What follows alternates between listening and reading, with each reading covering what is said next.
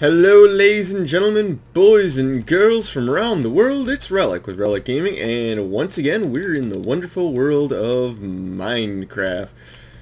Now, today we're going to be working, actually finishing up I should say, the slime farm, and we're going to be getting everything nice and organized in here, making everything look real nice. Making sure these little guys come up to the surface as much as possible, because we all love our sticky pistons. I really wish slime balls did have another use. Be quite nice. But anyways, we're gonna go ahead, decorate this all up. Make sure it's nice and pretty for those who might be wondering. Now let's see. Want a block there. Now this is gonna get really hard to place blocks correctly, so I'm going to have to break a couple extra that I don't actually want to break out just to do it, so we'll see if we can get away with this. Oh, looks like we can actually. Nice. So, doorway is going to go right there, so that's, need to break this, and alright, so it's going to be a double door, because I love the double doors. Now the problem with this is you're either going to have to,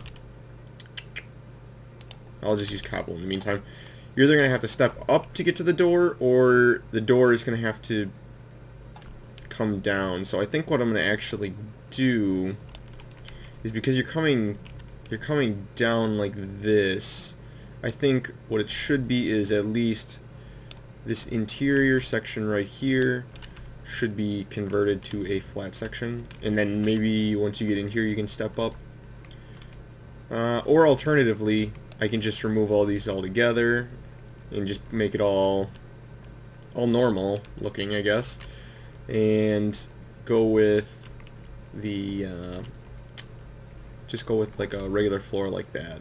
So normally in most buildings though you do step up to get inside, that because of the way water flows. I mean, if you think about the way water flows in real life, water would end up in here. So I think actually what I'm going to do is we're going to raise it up one. So we're going to come up. Not a big deal at all. I'm going to actually grab some real blocks to do this. And we're just basically going to decorate the interior of this, fill in this giant monstrosity, or leave it open. I might have a second floor on here, just for the sake of having one. And then I will show you what we're doing for our redstone project today, but I would have to go over into a creative world to do that. Because there is going to be a little bit of redstone. So we have 3 on that side. Let's even up the walls. Make it 3 on this side. So guys, I am really excited. I am recording this almost 2 days in advance. Today is Tuesday. I am recording this on, or no, today's not Tuesday. Well, it's technically Tuesday by about 5 minutes. I'm recording this in the middle of the night because it's when it's the quietest. Technically it was Monday just a couple seconds ago, and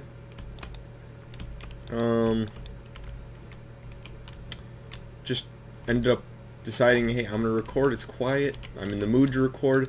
Just got done with a whole bunch of redstone, trying to figure out what's the best way to make this thing, and I was like, hey, I'm still in the mood to play Minecraft, so you know what, we're gonna play Minecraft, and I might as well record because it's something that needs to be worked on, and this would be a good learning experience for people who don't know how to build a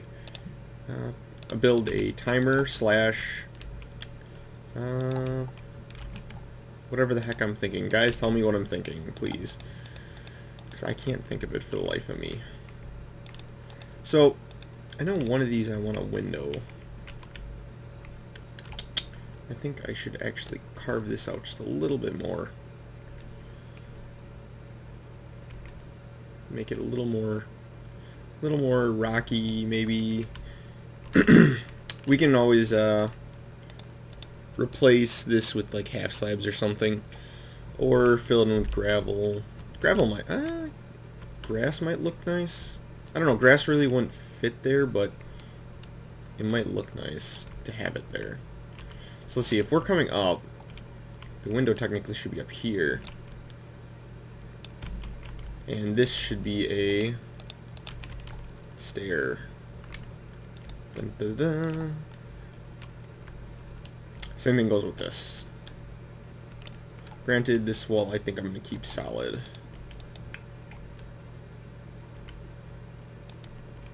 Does it look okay? That looks really weird. We'll just keep it solid then. Excellent. Alright, I don't have the glass on me or the wood, so let's go grab that. And take a little bit of a munchie break. And basically what I'm doing, besides having to... Oh god, how did you get in here? I know for a fact this is all lit up. There's nowhere in here that's... You, sir? I don't like you, sir. Did you... You might have came in from the caves. Oh, but that was fast, and that actually scared me quite a bit. Alright. We have them, and we might as well drop off the slime balls. Excellent. So, anyways...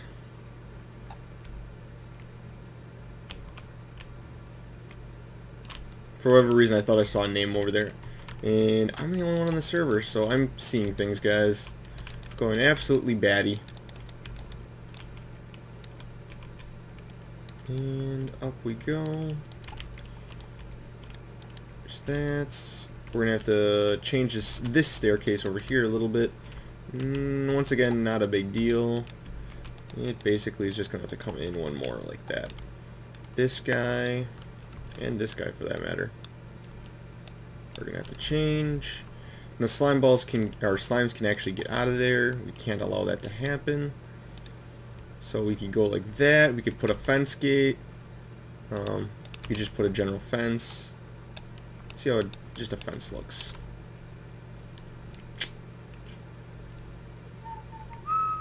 Let's see here. How do we want to do this? I wonder if this will work. Just give me a second, guys. And prepare for water to be everywhere. Because that's technically a half block. I don't know if that's going to work. We'll keep an eye on that, see if that works. Because fences are 1.5 blocks. So you can't jump over them. So maybe that'll work. Maybe it won't. The only ways we're going to find out is by just waiting and seeing. So if that works, awesome. If it doesn't, oh well. So let's get our wood frame up on the other sides. Let's see, what is this? 1, 2, 3, 4, 5. This means there needs to be a pillar right in the... Not right in the middle, because that's going to look weird compared to the other side. What do we need? We need a 3-block gap. So there's actually going to be wooden pillars on these corners. And up, nope.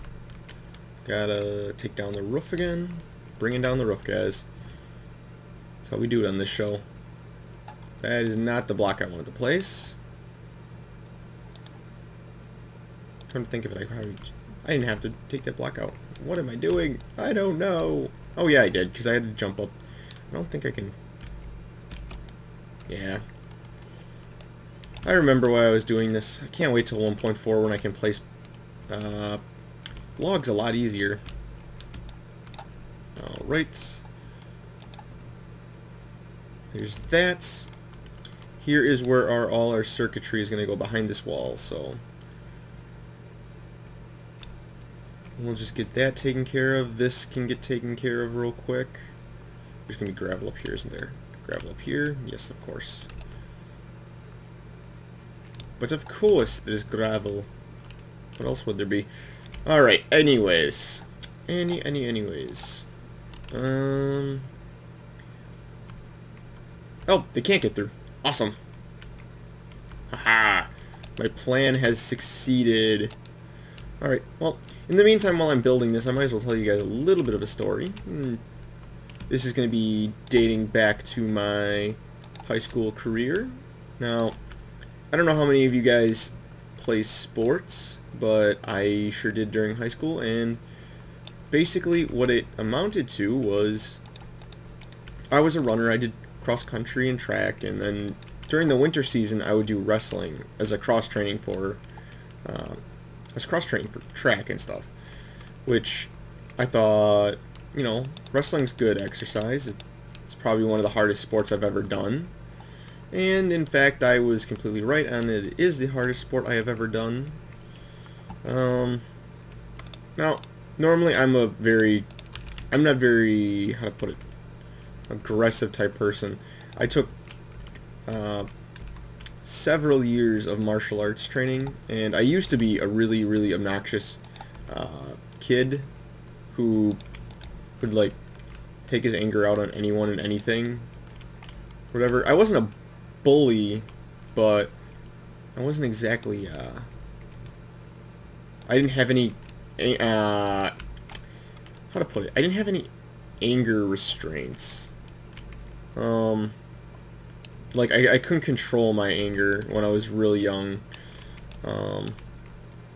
which, thanks to the wonderful world of martial arts, taekwondo, and it taught me a lot of discipline, and now I hardly get angry at all. I mean, if you guys, like, just on a side note, if you guys ever have, like, anger problems and you really need to just let it all out, go for a run, go for some physical activity, because I swear to you, it will take your mind completely off what's going on. And I do that to this day. It's just like, if I'm really upset at something, or something's really bugging me, I will go outside and just run. And just run for hours, if need be. I don't think we're going to put an upstairs on here. But anyways, back to the story. Like, it's really hard to describe, but running for me was basically my form of, I'm just going to not worry. I'm going to just go as long as I can, and this should be a pillar there. Not gonna worry about it. Just go for as long as you can, and eventually you'll wear yourself out, and whatever you had worked up in your system is gone. And that's pretty much the entire case. During high school, though, there was this one time during wrestling when I was just now I wasn't a great wrestler, because one, martial arts and wrestling do not mix. I should rephrase that. Martial arts and high school wrestling do not mix. My freshman year, or my sophomore year, when I first started wrestling, I was getting called on so many things just because I was having the hardest time adjusting from going from, you can do all these things that, you know, if they lock up with you in a certain way, you will punish them just by twisting their arm backwards, throwing them to the ground, and then continue fighting. Now, in Taekwondo, or for the most part, most martial arts, you don't want to grapple. That's like grappling. You want to keep as much distance between you and your target. So that was, I hated grappling in wrestling. It was just one thing that I never enjoyed doing. So what I would end up doing instead was I would force myself to get really good at just really fast takedowns, and that's how I worked all the way through senior year in wrestling. It's just I would do sweepers and other real fast takedowns. So I would mainly be diving for the legs. Very, very rarely would I throw a person into a headlock and try to take him down that way. It's very unreliable. Like, very unreliable in terms of you're going to actually take this person down. Most of the time, you just actually take them off. And if there's any wrestlers that do listen to me, one, tell me your stories. Two, you know exactly what I'm talking about. And it becomes a pain in the butt to grapple, for me at least. I hated it, so whenever I would tie up, I would try to break it and then dive either for the legs or go for the like the arms, like just some way to get leverage on the person. That's pretty much what I did. And being a lightweight, wrestling at 103 my sophomore year, 103, I think it was 115, and then my senior year I wrestled at 125. Graduated actually at weighing around 120. Now, just a note, I'm not a particularly small person. I am 5'11", so I'm just very skinny and very lanky. It's the best way to describe it. But yeah, it's just I was a runner through and through. I was not built for fighting. But anyways, I ended up wrestling, and I don't know if I mentioned this before, but I fractured on my senior year. I fractured my growth plates on my fingers, on both my index finger and my index, my ring, and also my pinky. So it's like I literally couldn't do any wrestling without being in excruciating pain. And of course I went to the doctor, they got it all checked out, and he's like, yeah, you can't wrestle anymore this year. And he's like, okay, yeah, that's fine. So I was mainly doing it for the exercise, for cross-training anyways. I wasn't really all that pleased. But then my coach, of course, comes up to me and he's like, you need to wrestle conference for us. And I'm like, I can't. I have a doctor's note. I need to. And he's like, no, you don't understand. If we're going to win conference this year, we need you to wrestle. Whether or not you win or lose doesn't matter. We just need the extra points that you're going to get, because what happened, what I would have been... there's only 3 other people in my division, so the worst I could finish is 3rd. Not a big deal, but that's still points for our team. So it's just like, well, can't I go out there and take a forfeit on the map? And of course I can't. So I end up going out there and wrestling on 2 broken fingers. Now, the reason I bring up the anger management issue is I pretty much have not lost it since I was a real young lad, and in doing so I've been able to control it. But there's this one opponent, I wish I remembered his name, because I ended up facing him like every freaking week, and it drove me nuts, absolutely bonkers. And he knew that I had not broken fingers, but fractured fingers, and he would just grab my hand and squeeze as hard as he could onto my hand, and it hurt so bad. And this was on my right hand, and I'm primarily right-handed. I can use both my left and right to right, but I am, for the most part, right-handed. It's the hand I'm comfortable writing with, and he was just slowly destroying my hand, and it was just so painful. And I was literally just going crazy because I couldn't do anything to stop this kid from just constantly wailing on my hand. And then finally something triggered in my in my mind, just like, nope, I am done with this. And I just basically went off. I went to town. I felt really bad afterwards, and like I just wailed on this poor little kid. Who I think I was a senior at the time when all this happened, and I'm pretty sure he was either a sophomore or junior.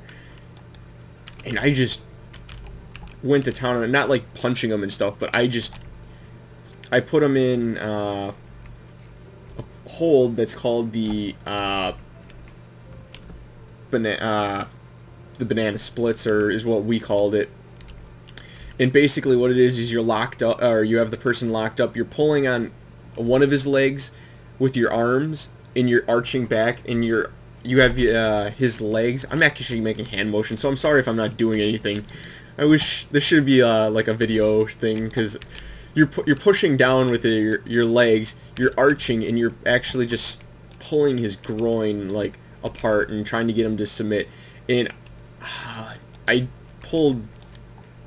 was like just non-stop, like for 2.5 minutes, just like, or well, it wasn't 2.5 minutes, it was probably more like 20 seconds, but it felt like 2.5 minutes to me, because I was just like non-stop, and like the poor kid,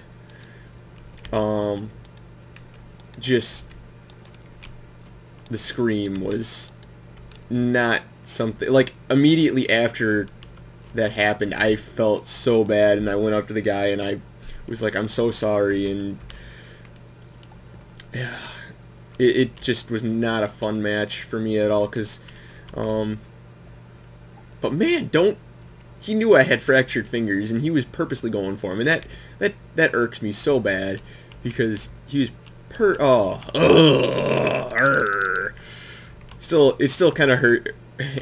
Still kind of affects me to this day, because I remember that pain so vividly, and just like every week it would be that way up until conference. And then of course I was a dumb and wrestled sectionals, trying to get to regionals, and I barely lost out, because there was a 3-way tie in my bracket for sectionals, and I had to beat this one guy, and I got called for stalling when it was actually him that was stalling, and it cost me going to regionals, and I was not happy about that, but there's nothing you can do. So when I get back, we're going to do the redstone, so we're going to hop over into my creative world so I can explain that. We've had enough story time for right now. We can always come back to it in a little bit. So I will meet you guys in my test world. Dun, dun, dun. Hello, I am back, and we are in the test world, the magnificent test world of all things testiness. That sounded a lot worse than it actually meant to be. But anyways, moving on. So what we're going to be building is a 5-minute timer, and let's go through this. So we have a reset button. We had a reset button. Gotta remember left click to do that. That basically shoots out an extra whatever. I'm using wheat in this one. When it comes down to the actual dispenser, I'm most likely going to use netherrack, because it's something I have near endless amounts of. And honestly, when we have 64, 9 stacks of 64, it's going to last quite a while. And the nice thing about a 5-minute timer is that the items this will only work if I am in the chunk. Also, because of the lower amount of redstone, not going to say like it's still a ton of redstone, but the lower amount of redstone required for this means less lag on the area, which is the reason I went with an item dispenser. So let's just time add. I think this is how I do it. I'm not really good. Yep, that's how I do it. Okay, cool. So time add 1500. Ooh, 15,000. No, not enough. All right. Time add 4,000.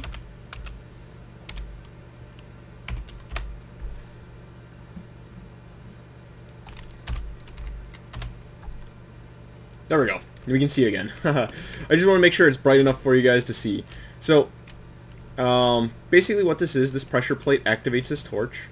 And if I come pick this up, you'll see that the torch is activated.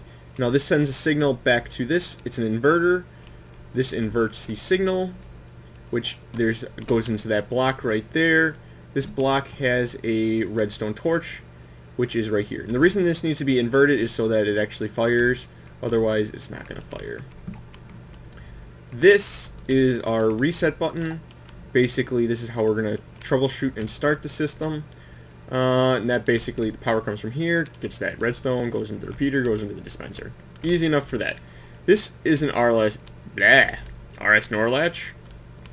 This is the exact same machine I use on the spider farm. Input goes into one block, the extension time goes into another series, and the output comes out and goes to our slime farm. And I built up a mock-up slime farm, so when I actually, let's say this 5-minute thing despawns by me picking it up, this will come down, open up. We're going to have to work with timings. I don't know what the best optimal time is, but it'll release water for a short amount of time and then go. Now, the reason I have it exactly 1, 2, 3, 4 blocks away from the dispenser, and I have the water stream in there instead of going like this, is because when the dispenser, and I'll just put a button down here and shove 8 wheat, and I better put a backing on this. Because of the pressure plate being right next to it, it pops out 2, 3, sometimes 4, 5, just a whole bunch of them. So that's why I added the water stream. It makes it super reliable that only one pops out at a time, and everything works the way it should. So let's just quickly go through how to build one of these. So you need 1, 2, 3, 4. It's pretty easy to copy and follow. Put a torch there, redstone torch there, and you're going to need a inverter that inverts. That can get removed. You have a redstone wire there going into this block, which then you have a torch. Now, once again, I just want to note that I did not create 5-minute timers. These are not my inventions. This is just the version I came up with to make sure that it works for my purposes. So just want to note that, so no one gets their jimmies in a bundle. And I'm going to break this, and I'm going to spill water. I know it. Yep. Well, there goes the redstone, so that's fine. It's easily replaceable. But as you can see, the wheat already went down to the pressure plate. And that's basically how I do it. I put a repeater here, another block here, and a redstone here. Now there's other ways you could hook this up. What I'm going to do is end up having a wall like the one we had in the Let's Play in front of it, and the dispenser is going to be hidden back 1. What I might do is put a painting here to hide it, or I might just leave it. I don't know. It doesn't look all that bad there, so not a big deal. And then of course the button would go right here. So that's how you make the 5-minute timer. The RS NOR latch is still quite as easy to do. Just got to make sure that the input goes into one block as well as into the timing mechanism, which is just a series of repeaters. That will go, when the timing mechanism is done, it will go into the other block.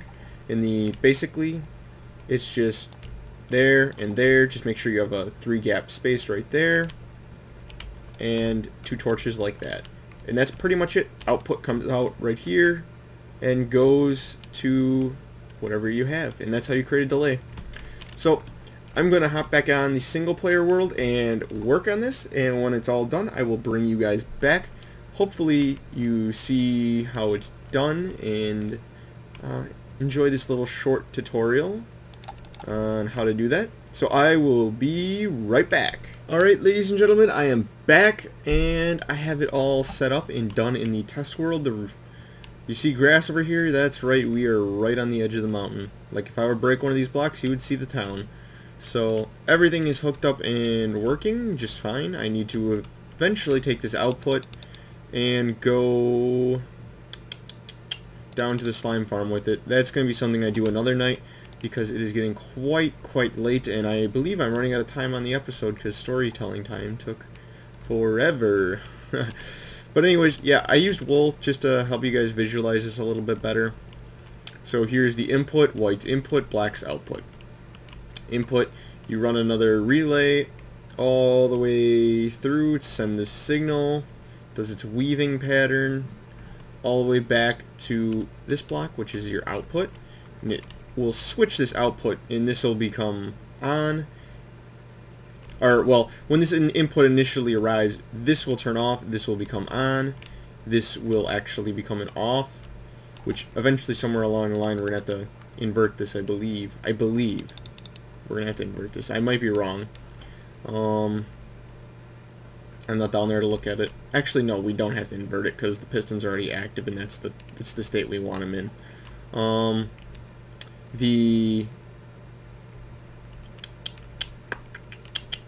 Yeah, so it'll invert, and this signal won't change back to the way it is until it gets done going through here, then here, then here, then here, then here, then here, and all the way back into this block, and then it'll change back to its normal state.